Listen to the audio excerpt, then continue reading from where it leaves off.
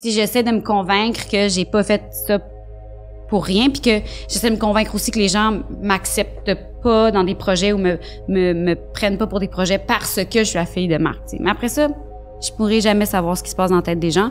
Puis, faut que j'accepte aussi que je pourrai jamais changer ce qu'il y a dans la tête des gens qui pensent que je suis là parce que, tu sais. Sortir de l'école de théâtre, accepter de faire ne serait-ce que des sketchs dans les bobos. C'est la première fois où j'ai travaillé avec Marc. Puis, tu sais, on s'est assis. C'est Marc Brunet qui savait que je venais de faire une école de théâtre. Il était comme, mais là, ta fille elle pourrait jouer dedans, elle pourrait faire ta fille. J'écris un personnage d'enfant, tu sais.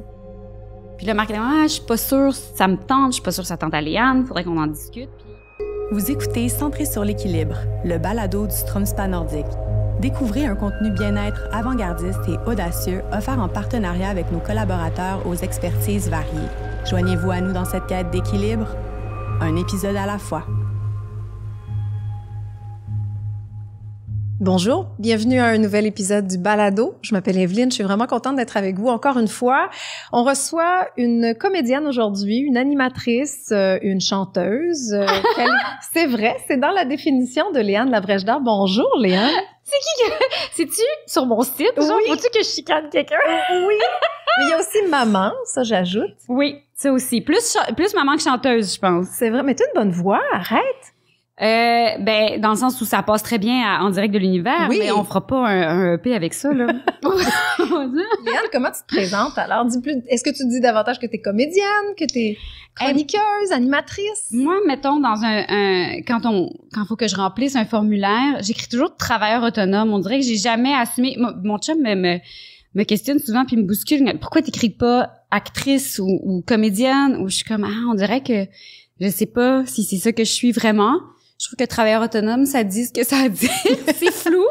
On comprend qu'il faut faire les impôts tout seul. Tu sais, je sais pas. Je sais pas comment je me décrirais. Je pense que j'aime bien le mot artiste, mais des fois, je trouve ça prétentieux. Fait que j'ai de la difficulté à l'utiliser. T'assumes pas encore ce côté-là d'artiste. Non, et pourtant, c'est la seule affaire que je peux me targuer d'avoir un diplôme. Tu sais, dans le sens, c'est en art, là, mais... Mais en plus, t'as étudié en art visuel avant de choisir le théâtre. Ouais. Oui, ben c'est pour ça que j'aime bien le mot artiste, parce que pour moi, il y a comme tellement de sphères artistiques différentes qui m'interpellent, tu sais. Le chant. Oui, le chant. Non, mais tu sais, la danse, le chant, j'aime tout ça. C'est pas des choses qui font mon métier, puis c'est pas nécessaire, mais c'est pas non plus à 1000 lieues. Tu sais, ça peut être utile. J'aime beaucoup le dessin, j'aime beaucoup la peinture, j'adore l'encre.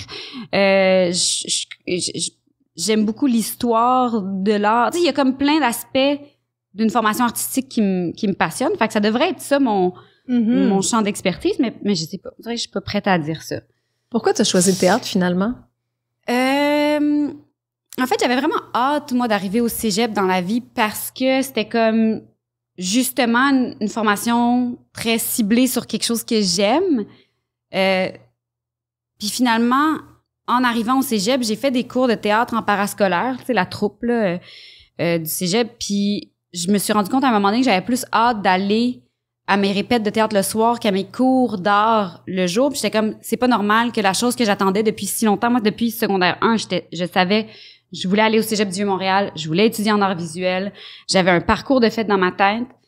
Puis là, ça venait bousculer la patente. Fait que c'est comme venu vraiment ça m'a fait réfléchir sur finalement cette passion-là puis le cœur que j'ai envie de mettre dans une étude très précise sur quelque chose. Peut-être qu'il faudrait juste la déplacer. Ben, il y a rien comme de le vivre, de l'essayer. Tu sais, effectivement, tu peux penser que tu vas aimer tes cours d'histoire de l'art, mais finalement que ça t'ennuie puis que tu décides de faire autre chose. C'est bien que tu as découvert ça, finalement. Ouais. Puis en fait, les cours d'histoire de l'art, c'est la chose que je m'ennuie le plus. Dont je m'ennuie le plus de cette formation-là. C'était plus mes cours pratiques, de faire, OK, mais je suis supposée, moi, triper sur faire ces devoirs-là, tu sais. Je suis supposée capoter sur me rendre au cours de dessin, d'observation. Je suis supposée capoter sur mon cours de couleur. Puis j'aimais bien, mais je capotais pas. Peut-être aussi que j'avais comme monté les attentes, un peu comme quand on dit comme, faut absolument que tu lises ce livre-là, non.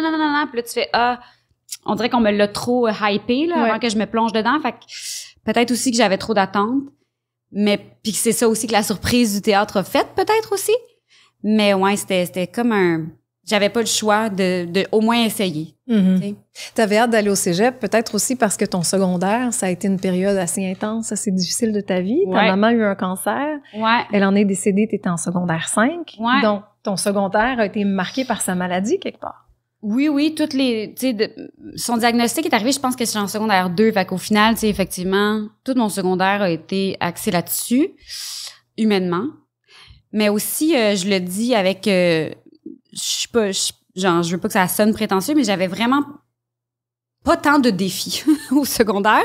Je suis vraiment Hermione Granger, je suis super studieuse, j'ai une facilité à retenir les choses. C'est peut-être que ça aussi, ça me sert dans mon métier maintenant, mais on s'entend que le secondaire, il y a beaucoup de par cœur, d'affaires, tu sais, c'est... Puis après ça, on peut débattre sur est-ce que ça devrait être plus axé sur le par cœur ou sur un réel apprentissage.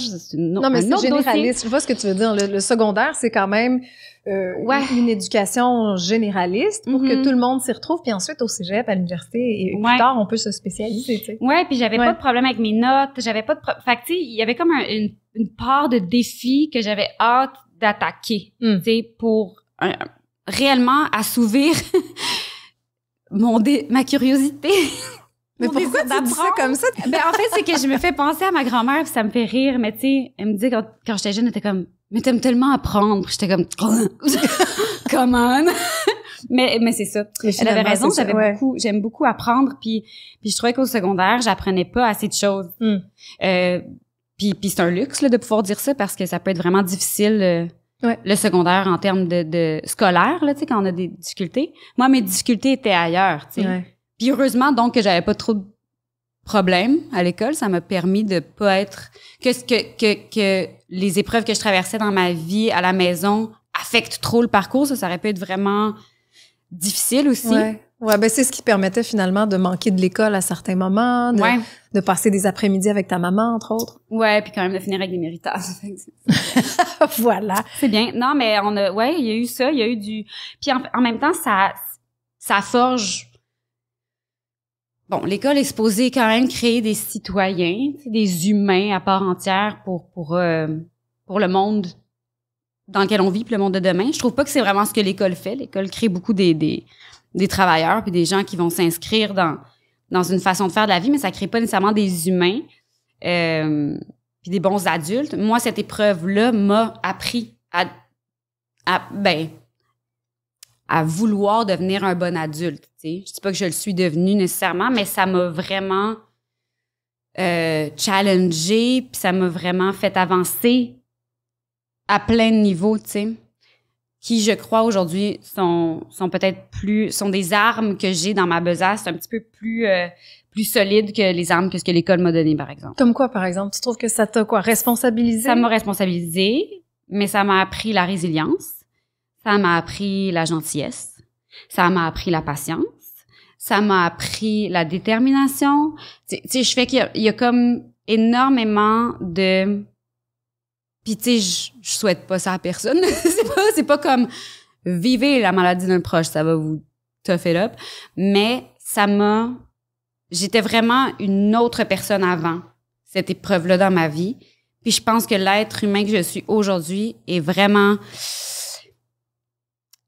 plus outillé de plein de façons, mais aussi est vraiment plus sharp que l'être humain que j'étais avant cette épreuve-là. Ouais. Qu'est-ce que tu faisais comme proche aidante? C'était quoi ton rôle, finalement, auprès de ta maman?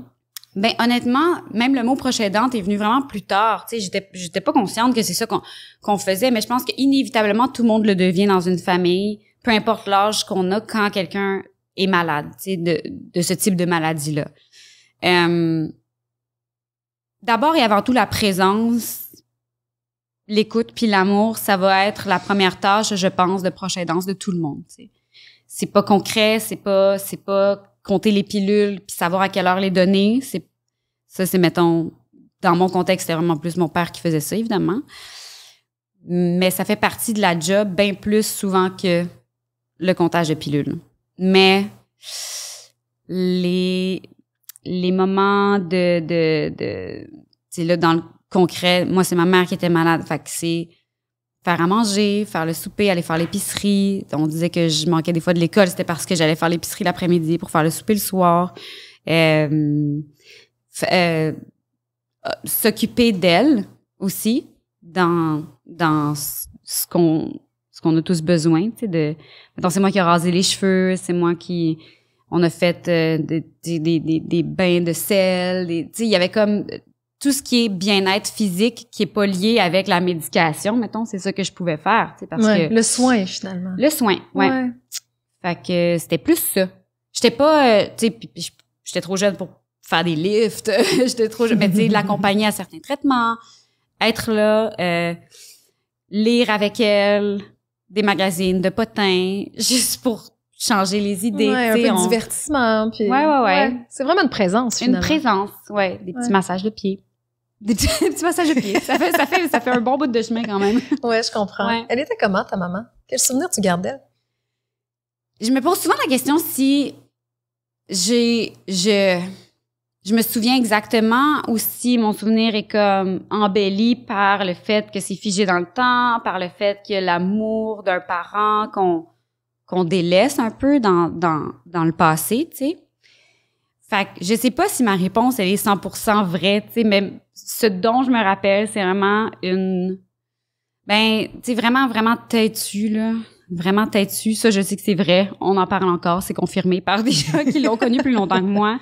T'es-tu dans le genre déterminé ou t'es-tu... Non, t'es-tu dans le genre tête de cochon, là, pas le fun, là, à certains moments. Il y a toute la beauté qui vient avec ça aussi. Mais tout le côté arrogant aussi qui vient avec ça. Je pense que ça fait partie des raisons pour lesquelles aussi, tu sais, maintenant, elle est tombée malade. C'est d'essayer de trop en faire, se faire dire par du monde, tu sais, peut-être pense un peu à toi, ralentis, tout ça. Non. Puis, tu sais, fait que ce côté-là, t'es-tu, je me rappelle. Mais vraiment, vraiment, moi, je la trouvais brillante. Je pense que c'est quelqu'un qui était très humain. Tu sais, c'est pas quelqu'un qui avait énormément d'études. C'est pas quelqu'un qui a vraiment eu... Puis c'est pourtant très drôle parce qu'elle vient d'une famille quand même très académique, tu sais, avec Georges qui était vraiment très dans l'importance de l'école, de bien apprendre. Moi, j'ai retrouvé des bulletins de ma mère, tu sais, des 19% là, en mathématiques, puis des affaires. Et pourtant, plus tard, tu sais, elle fabriquait des meubles. Fait que tu fais comme... Il y a quand même une conscience logique de le poids et les choses, là. Fait que, bref, elle a été capable de s'en sortir. Mais tu sais, c'était quelqu'un vraiment d'axé sur l'humain. Beaucoup plus que sur plusieurs autres aspects, mettons, de la vie. Fait que ça faisait en sorte que c'était comme quelqu'un très à l'écoute. Je pense que l'écoute, c'est une des plus belles qualités qu'un humain peut avoir dans la vie, mais comme parent, beaucoup, je pense. C'était quelqu'un de très vivant, très, tu sais, drôle, party, je sais pas, tout ce qui est comme hop la vie, curieux, aimer le voyage. Est-ce que tu lui ressembles? Je pense que je lui ressemble beaucoup. Je pense que je lui ressemble beaucoup plus depuis que j'ai des enfants. En fait, non. Faux. Je reprends ma phrase. Mais pas genre couper et reprenez ça. Je reprends ma phrase dans le sens où je pense que avoir des enfants me fait remarquer à quel point je lui ressemble. Mm-hmm. Ben, c'est souvent le cas, hein, quand on commence à être maman puis à jouer ce rôle-là de maman auprès de quelqu'un, ça nous fait un peu nous réconcilier finalement avec la maman qu'on a eue, puis un peu voir le travail invisible. Je sais pas si ça t'a fait cet effet-là, mais moi, j'étais tout à fait ingrate de ma mère jusqu'à temps que je devienne maman moi-même, puis je dis « Ah, attends, ma mère, elle a tout sacrifié pour nous jusqu'à temps que moi, j'ai 5 ans, puis j'étais la 3e, donc elle a passé 10 ans à nous élever parce que c'était son projet important. Hey, ça vaut quelque chose, ça vaut un merci, tu sais, c'est comme si il fallait que je devienne mère pour apprécier la mère qu'elle était. Ouais, mais moi, c'est... Ce que je remarque dans la maternité, c'est tous les côtés, son côté têtu, là, dont je parlais tantôt, le côté de faire passer les autres avant, tu sais, tout ça, tout ce qu'il aurait fallu qu'elle travaille, faut que je le travaille, tu comprends? Ah, ok, d'accord. Puis, mais mettons l'appréciation de, tu sais, moi, je suis un peu J'étais à l'époque des Spice Girls, Evelyne. Je sais pas si on partage ça, toi et moi. Ça et les études en histoire de l'art, mais continue. Exact. Mais moi, je suis très Baby Spice. Là. Moi, mettons, ma mère, c'était ma meilleure amie. Genre, j'étais déjà dans la seule affaire qui me gossait, c'est qu'on allait magasiner ensemble parce que, mon Dieu, qu'elle avait une patience que j'avais pas. Là, tu sais, elle prenait un rack puis elle regardait tout en disant, on va peut-être trouver une perle. Moi, j'étais comme, ah ouais, il faut sortir d'ici, je suis plus bien. Mais sinon, c'était mon amie. Je l'aimais comme une amie. Tu sais, j'ai dû avoir des moments complètement arrogants, j'ai dû être ingrate. Je veux dire, on est un enfant, là. Mais reste qu'il y avait quand même un partenariat qui était plus grand que ce que je voyais de chez mes amis avec leur mère. Mais c'est vrai aussi avec mon père. Tu sais, je sais pas si c'est la façon dont ils nous ont éduqués, je sais pas si c'est notre pool génétique, je sais pas si je peux pas trouver la source mais mon frère puis moi, on est quand même très proches de nos parents, tu sais. On n'était pas tant que ça dans la confrontation. Moi, j'étais la pire des deux, mon frère était vraiment plus smooth. Puis la maladie a aussi changé ça, tu sais. Fait que là où peut-être l'adolescence aurait pu kicker in très fort, puis aurait fait en sorte que on remercie pas ou on pense pas, on voit pas tous les efforts, ben moi c'est pas vraiment arrivé à ce moment-là parce que dans ce moment-là charnière, on n'était pas dans ce rapport-là. T'sais. Non, puis tu pouvais pas être le centre de l'attention non plus, puis mettre tes besoins en premier tout le temps, tu sais. Non. T'avais ta maman à côté qui avait besoin de toi, fait. Tu sais, je voulais participer au fait de vouloir se battre pour rester en vie. Tu sais, il y a comme tu veux pas être la chiennasse à côté qui fait comme, hey, laissez faire, moi, c'est pour être ça, comme, prenez-moi tout de suite, tu veux pas être ça. Tu veux... Rester dans l'optimisme. Oui, mais tu veux que la vie soit la plus belle possible dans les circonstances. Puis je pense que la vie la plus belle possible dans les circonstances n'inclut pas la crise d'adolescence forte. Tu te gardes une petite gêne, quoi, finalement. Je l'ai vécu vraiment après. Ma grosse crise d'adolescence, je l'ai vécu vraiment plus après sa mort.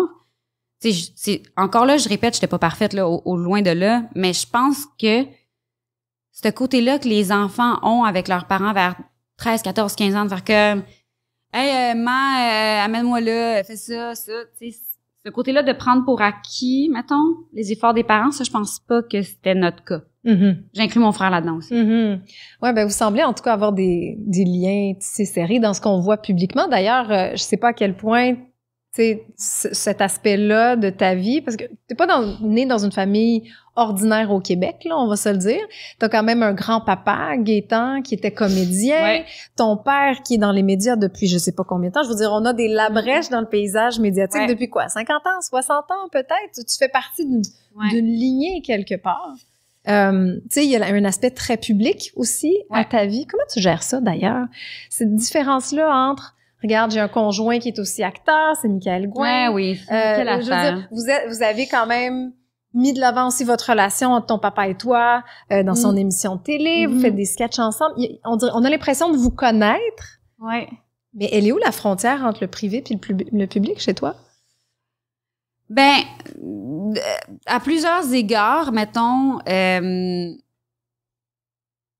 l'aspect public est pas vrai. Dans le sens où, tu sais, je veux dire, les sketchs, ce qu'on fait, tu sais, c'est complètement niaiseux puis de la fiction, puis il faut vraiment y aller puis se plonger là-dedans comme si c'était des personnages à part entière qui sont pas nécessairement joués par deux personnes de la même famille. Tu sais, moi, j'essaie toujours de faire ça parce que sinon, si je me lance trop dans l'espèce de ah oui, c'est cool parce qu'on est une famille, puis parce que c'est nous autres, puis si ça, de faire ça ensemble, ben je trouve que je vais à l'encontre de ce pourquoi j'ai voulu faire une école de théâtre, je vais à l'encontre de ce pourquoi j'ai pas voulu faire ça dans la vie non plus pendant plusieurs années, de là les études en art visuel, c'était pas du tout mon plan, tu sais, de suivre ces traces-là, c'était pas du tout mon plan de puis même après ça, après l'école de théâtre, de travailler avec Marc, tu sais, vraiment pas. Ça a pris beaucoup de réflexion, puis ça a pris beaucoup de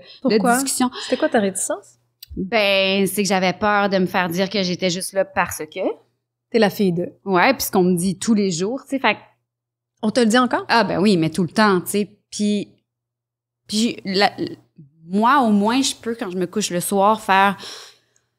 je pense que c'est pas tant vrai parce que j'ai mon diplôme, parce que j'en ai arraché. Tu sais, j'essaie de me convaincre que j'ai pas fait ça pour rien, puis que j'essaie de me convaincre aussi que les gens m'acceptent pas dans des projets ou me prennent pas pour des projets parce que je suis la fille de Marc. Tu sais. Mais après ça, je pourrai jamais savoir ce qui se passe dans la tête des gens. Puis, faut que j'accepte aussi que je pourrai jamais changer ce qu'il y a dans la tête des gens qui pensent que je suis là parce que, tu sais. Mhm. Mais ça a été un long processus. C'est quand je suis sortie mon école de théâtre, sortir de l'école de théâtre, accepter de faire ne serait-ce que des sketchs dans les bobos. C'est la première fois où j'ai travaillé avec Marc. Puis, tu sais, on s'est assis. C'est Marc Brunet qui savait que je venais de faire une école de théâtre. Il était comme, ben là, ta fille elle pourrait jouer dedans, elle pourrait faire ta fille. J'écris un personnage d'enfant, tu sais. Puis là, Marc était comme, je suis pas sûre, ça me tente, je suis pas sûre que ça tente à Léane, faudrait qu'on en discute. Puis, au final, tu sais, c'était comme un peu, ben, ça va être quoi? Ça va être ma collègue avec qui j'ai, tu sais, je veux dire, ça va être quelqu'un de mon âge, qui visiblement me ressemble, qui va passer une audition pour jouer. J'ai comme, c'est cave, je pourrais peut-être le faire pareil. Tu sais, c'est là que c'est devenu une espèce de, OK, je vais le faire, puis on va essayer de trouver notre chemin là-dedans sans que ça devienne trop, hermétique, là, de juste, c'est sa fille, fait qu'elle est là. Ouais, j'avoue que ça doit être difficile à gérer, ça. Mais t'as pas de contrôle là-dessus. Les gens vont continuer de penser ce qu'ils veulent, puis... Ben, c'est ça. Il a fallu que je parle à ma psy, là, puis que je fasse mon deuil de tout changer la tête de tout le monde, puis de faire comprendre à tout le monde que j'ai fait le parcours comme n'importe qui. Ouais. Ta présence est légitime. Oui. Puis après ça, c'est de faire comme, OK, peut-être qu'il y a des gens qui m'engagent aussi juste parce que... Puis ça non plus, je peux pas le contrôler, tu sais. Puis c'est un peu... on them. Tu sais, moi, ce que je peux faire, c'est à partir du moment où j'ai quelque chose à faire, d'essayer de le faire du mieux possible. Ouais. C'est tout ce que je contrôle, tu sais. Mais ça a quand même pris du temps avant d'en arriver là. Ouais. Fait que cet aspect-là de cette famille-là qui existe dans l'œil du public, de qu'est-ce que les gens vont en penser. C'est pas fini encore, là, mon travail par rapport à ça, mais je m'en vais, là, vers une paix. Je comprends. Intérieure de ça. Je m'en vais vers là. Ben, je te le souhaite, en tout cas. Léane, chaque personne qui vient à ce micro, je lui pose la même question. J'aimerais connaître ta définition à toi de l'équilibre dans ta vie. Ben, OK. Je comprends. C'est difficile quand même, non? Si tu y as pas pensé auparavant. Ouais. Ben, moi, je vois l'équilibre. Tu sais, je pense qu'il y a beaucoup de gens qui voient l'équilibre comme une planche à mettre à niveau. Mais moi, je vois ça vers le haut, en fait. Je sais pas pourquoi. C'est peut-être mon passé de gymnaste. Moi, j'entends le mot équilibre, tu sais, je fais comme les mains. Tu mets tes mains. Fait qu'il y a comme quelque chose de... Puis on faisait ça à la fin de chaque pratique de gymnastique. On faisait un concours, tu sais, tout le temps les filles. Puis c'est qui reste le plus longtemps en équilibre. Puis pour moi, l'équilibre, c'est vraiment être sur les mêmes puis viser vers le haut puis avoir une force vraiment super concentrique, tu sais. Fait que je dirais que c'est pour moi, l'équilibre, c'est s'élever en ligne droite concentrique. D'accord. Alors, une solidité dans la verticalité. Ouais, mais j'aime ça, plus voir ça vertical qu'horizontal. Je trouve qu'il y a quelque chose de plus motivant d'en trouver un centre d'équilibre qui va vers le haut plutôt que un peu trop se grounder puis s'étaler sur le large. Es-tu quelqu'un de groundé, toi? Ben là, j'entends ce que je dis puis je pense pas.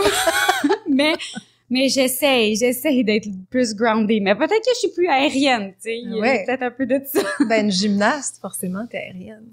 Oui, puis en même temps, j'ai le vertige. C'est pleine de contradictions. Ouais. Okay. Merci, Léane. Ça fait plaisir. Comment tu vois la longévité, tu sais, avec justement une famille illustre, ton papa, je veux dire, ça fait très, très longtemps qu'il est là, il va de projet en projet, il connaît énormément de succès. Comment tu l'aperçois, toi, la longévité dans ton métier? Ben, je la trouve précaire, en maudit, là. Je sais pas, je pense que personne n'a la clé de la réponse. Je pense qu'il y a pas de règle. Je pense que tu peux faire la meilleure chose toute ta vie puis que ça s'arrête à un moment donné sans que tu le saches. Je pense qu'il y a tellement... Puis c'est tellement pas ce qu'on veut entendre, mais le timing, les affaires, tu sais... même, on en parle souvent avec Marc, qui lui-même dit qu'il est un vieux has-been, là, tu sais, qu'il n'y a plus rien à faire, puis rien à dire, puis qu'il essaie de se réinventer du mieux qu'il peut, mais qu'il se doute bien que ça... Puis je fais comme... Mais non. Ben oui, il dit ça, tu sais, puis... Mais ça l'habitait, lui, déjà depuis longtemps. Fait que moi, j'ai commencé à faire ce métier-là, puis lui, il était déjà dans les questionnements de... Comment qu'on fait pour que ça dure? Tu sais, on a-tu une date de péremption en tant qu'artiste aussi? Parce qu'on est un artiste qui évolue dans une époque. Puis si l'époque change, est-ce qu'on est encore pertinent? Est-ce qu'on a encore une façon de voir les choses qui peut apporter? Tu sais, je pense que l'art peut apporter à la réflexion, peut apporter au bien-être, peut apporter à plein d'affaires. Mais tu sais, encore là, il faut que ce soit en synchronicité. Fait en tout cas, il était déjà dans ces questionnements-là. Est-ce que ça t'a angoissé? Ben moi je suis une anxieuse, fait que oui. mais ça m'a surtout fait comprendre que je peux pas me lever le matin puis aspirer à faire ce métier-là jusqu'à la fin de mes jours. Je peux juste essayer de faire encore une fois le mieux que je peux pendant que je peux. Puis tu sais, c'est sûr qu'on a des rêves puis des espoirs puis tout le monde, tu sais, le but c'est de voir jusqu'où on peut s'améliorer, puis grandir, puis évoluer. C'est quoi tes rêves à toi? Quand t'es dans ton lit, là, t'as vu ta psy, t'as fait des câlins à tes enfants, t'as embrassé ton chum, là, tu te couches sur ton oreiller de soie, bien entendu, et tu rêves. Tu rêves à quoi, Léane? J'ai des rêves super basiques tu sais, mettons, proches, petits, les gens avec qui je travaille, les gens avec qui je partage ma vie. Si moi, quand je meurs, ces gens-là ont un bon souvenir de moi, je pense que mon rêve est fait. Là. Je pense pas de rêve de grande carrière aux États-Unis. T'as pas un rêve, je sais pas moi, de faire un album avec Céline Dion en tant que chanteuse. T'as pas ce genre de rêve-là. C'est un peu plus abstrait. Ah ben ça, c'est des lubies. Plus humain. Ça, c'est des lubies. Non, mais tu sais, par rapport aux carrières ou tout ça, moi, je suis comme... Moi, je veux juste pouvoir apprendre, tu sais, continuer d'apprendre. Moi, ce métier-là, je le trouve extraordinaire parce qu'il y a aucune finalité à l'apprentissage, à l'évolution. Puis c'est tellement pas linéaire. Puis des fois, t'évolues, puis à un moment donné, tu vas te planter pour une affaire, tu vas reprendre la balle au bon, tu vas pouvoir réapprendre d'autres choses. Se planter te fait apprendre bien plus d'affaires que réussir. Mais voyons, tu t'es planté, toi? Sur quoi? Mais mon Dieu, tellement de choses, tellement de fois. Puis c'est parfait. C'est ça qui fait qu'on avance. Mais mettons, pour moi, que le rôle soit un grand rôle aux États-Unis ou en France, puis là, des stylistes qui m'apportent des robes, des racks pour aller faire des tapis rouges, des Golden Globes, c'est pas tant... Je sais pas à quel point j'aurais plus de fun là que juste un personnage qui arrive sur papier au théâtre d'aujourd'hui. Là, tu comprends? Je suis comme... Si cette rencontre-là avec ce personnage-là, puis ce metteur en scène-là ou ce réalisateur-là, réalisatrice, metteuse en scène, si ça fait que j'avance, ça me fait comprendre des affaires, mais là, je pense que c'est ça le rêve. T'sais. Ah oui, plus que le tapis rouge, plus que le glamour. Ben oui, je suis pas tant quelqu'un de glamour, là. J'ai énormément d'intérêt pour, mettons, le fashion, la beauté. Le fashion. C'est mes études en art visuel là, qui reviennent, que je suis comme, oh mon Dieu, ces couleurs-là sont incroyables, quelle belle structure de robe.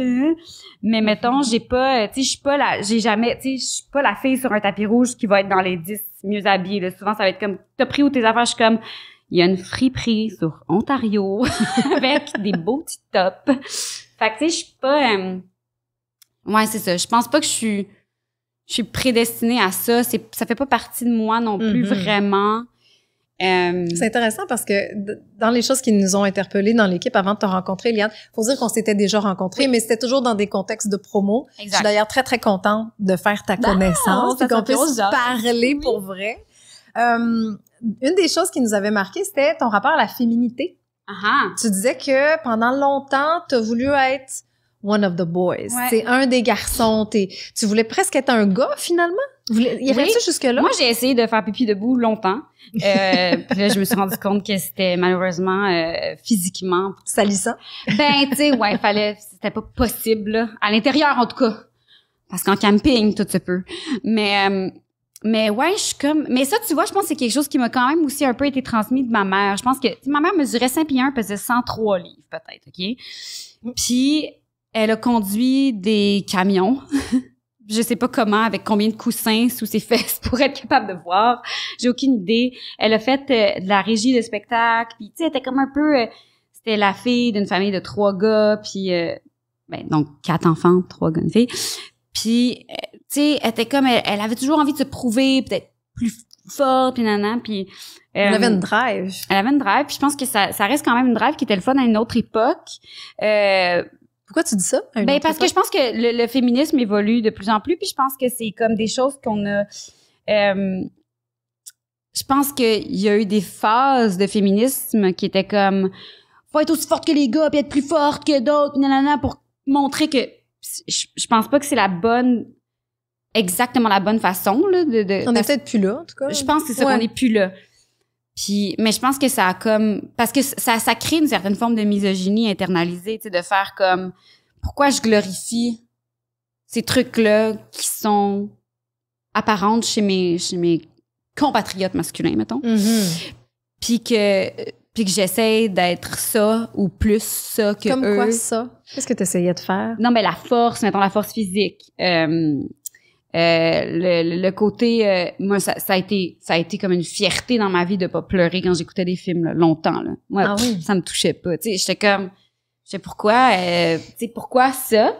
Puis pourquoi moi je trouverais ça niaiseux quelqu'un qui pleure dans Free Willy là. Parce que c'est l'époque. T'as pas pleuré dans Free Willy? J'ai pas pleuré dans Free Willy. Cœur de pierre? Je sais. Non, j'ai pleuré la première fois quand j'ai regardé un film. J'avais 14 ans. OK. C'était 15 février 1839. Tu t'en souviens? Ah ouais, j'ai pleuré. J'ai eu une crampe au mollet. Tellement je me suis déshydratée de pleurs.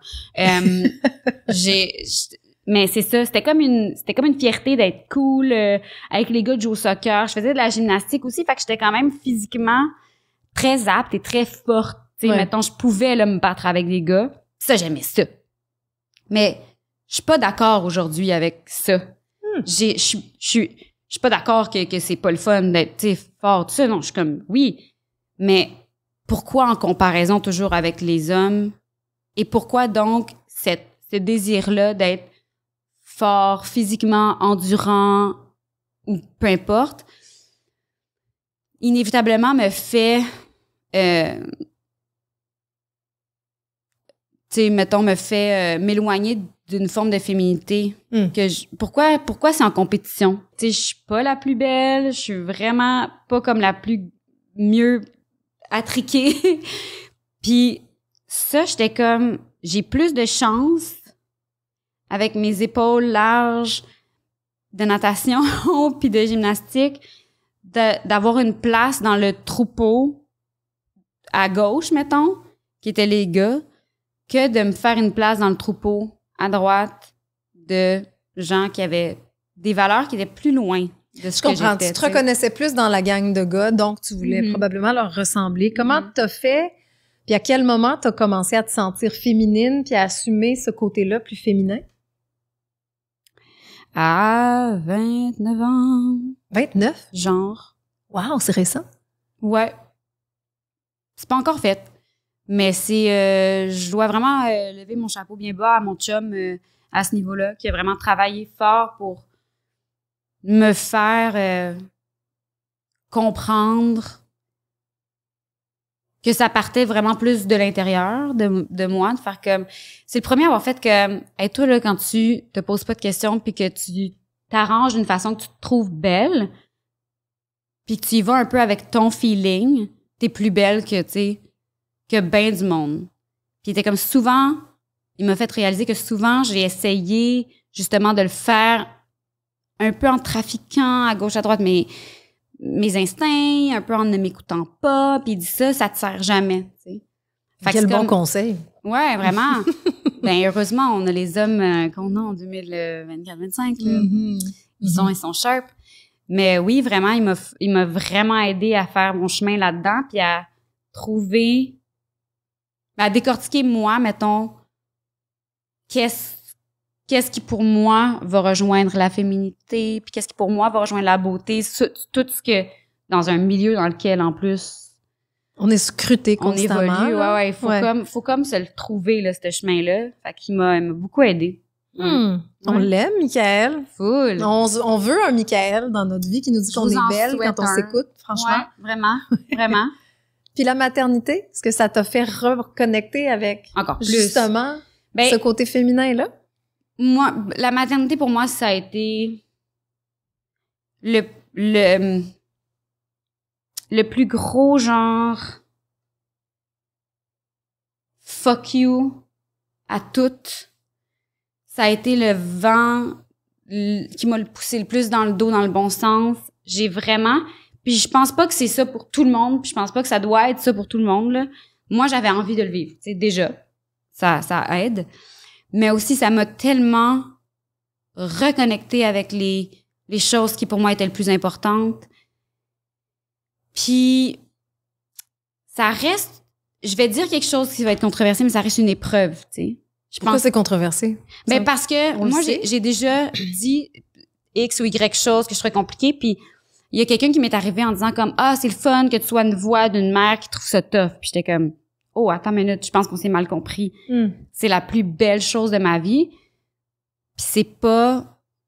Le fait que je dise que c'est pas facile puis que c'est une épreuve, pour moi, ça n'enlève absolument rien à la lumière de ce que c'est. Puis je pense vraiment qu'il faut pas s'imaginer non plus que c'est juste comme une pub de yogourt, là. Du monde qui marche dans le sable avec des voilettes, qui fait habillé en beige. Habillé en beige, ce qui est comme une image qu'on nous a vraiment fait véhiculer là, sur la maternité, puis comme voici comment une femme devrait devenir une mère, ce serait cette image-là, alors que je pense que c'est pas vrai, puis il faut concrétiser les patentes. Ouais. C'est pas vrai que les enfants sont toujours habillés en blanc puis qu'il y a pas de taches. Ça, c'est toujours louche. Non.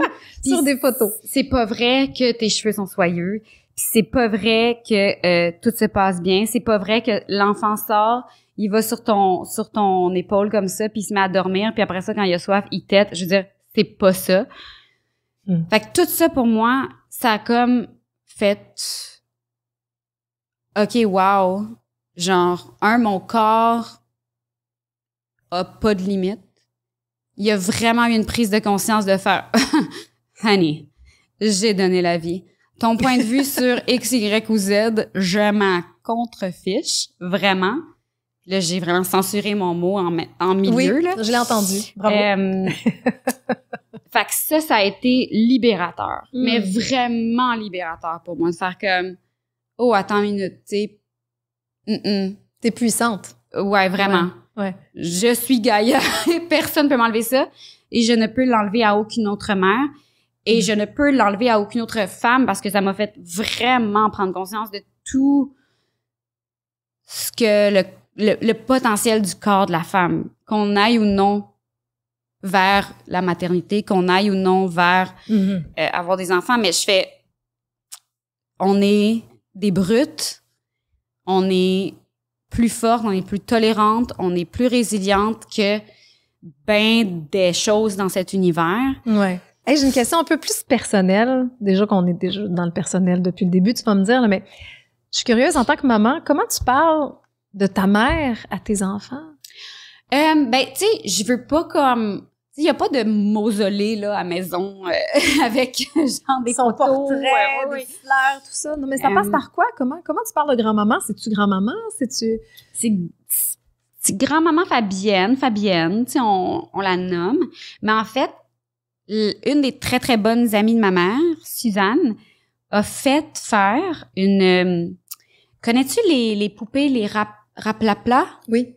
Elle est allée faire une poupée avec elle avait des vieux vêtements. Tu sais, quand ma mère est morte, on a comme donné de ses vêtements à certaines amies, des trucs soit qu'ils pouvaient porter encore, soit qu'ils juste gardaient en souvenir, tu sais.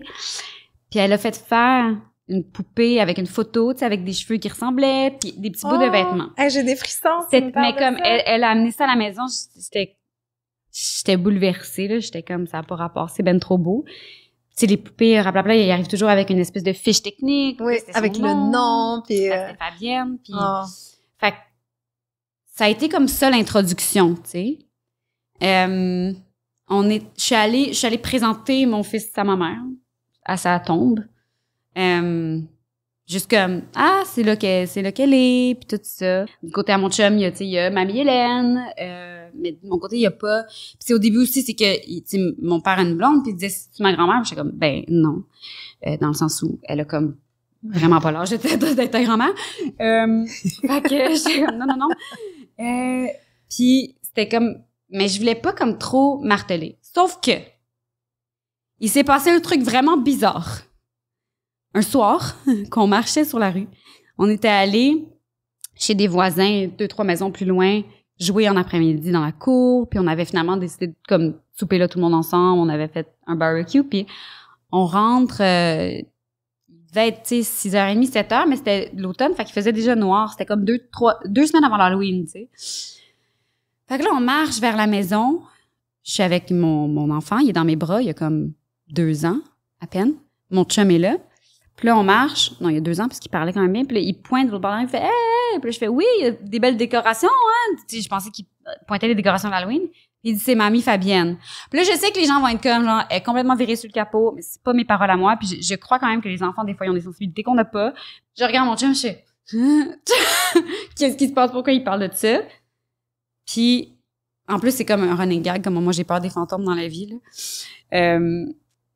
Puis mon chum, il dit, ben non, tu peux regarder, il n'y a rien de l'autre bord de la rue. Je regarde l'autre bord de la rue, je sais, qu'est-ce que t'as dit, Milo? Tu sais, qu'est-ce qu'il a dit? C'est mamie Fabienne. Il l'a répété. Puis là, moi, folle comme je suis d'avoir peur des fantômes, je suis comme, je regarde pas. Puis je me me suis déjà fait dire qu'il fallait fermer mon esprit aux fantômes si je voulais pas les voir. Fait que j'ai vraiment dit comme, maman, je sais pas si t'es là, mais même si t'es là, je veux pas te voir. Puis on est rentré à la maison. Puis là, après ça, on a comme débriefé ça, mon chum puis moi, sur le divan. On était allé coucher Milo, puis on a fait, attends, là, il a vraiment dit ça. 2 fois, ouais. 2 fois. Fait que je suis comme, pis justement, ça m'étonnait parce que c'est pas quelque chose, on parle pas d'elle si souvent, fait qu'il nomme mamie Fabienne. Mais ce qui est beau dans tout ça, fantôme ou pas, je sais pas pourquoi. Est-ce que tu pensais qu'on allait parler de fantômes aujourd'hui? Non, mais j'adore. Non, mais ce que j'allais dire, c'est que c'est quand même beau que dans son esprit, exact. Elle existe. Exact. Grand-maman Fabienne, elle est là, il l'a même vue dans la rue, c'est extraordinaire. Je sais pas de quoi elle avait de l'air pour lui. Je veux pas savoir, je veux pas la voir, je m'excuse. Avec tout l'amour. Puis mon chum était comme, t'aurais pas voulu la voir, mettons que ça existe pour vrai, là, tu peux claquer des doigts, puis j'étais comme, non. Trop weird. Je peux pas faire ça. Léane, merci beaucoup de ton passage. Merci. C'est vraiment chouette de te découvrir plus en profondeur. Merci de ton ouverture. Ben, merci. Je suis gênée, mais je m'ouvre. C'est ce qui conclut l'épisode d'aujourd'hui. On espère que vous avez apprécié la discussion. Si le contenu vous a plu, on vous invite à partager l'épisode et à laisser un avis sur la plateforme de votre choix. Vous pouvez également nous suivre sur nos réseaux sociaux et sur notre site internet au stromspa.com. En vous abonnant à notre infolette, soyez certain de ne rien manquer. Merci pour votre précieuse écoute et au plaisir de vous retrouver lors du prochain épisode. À bientôt!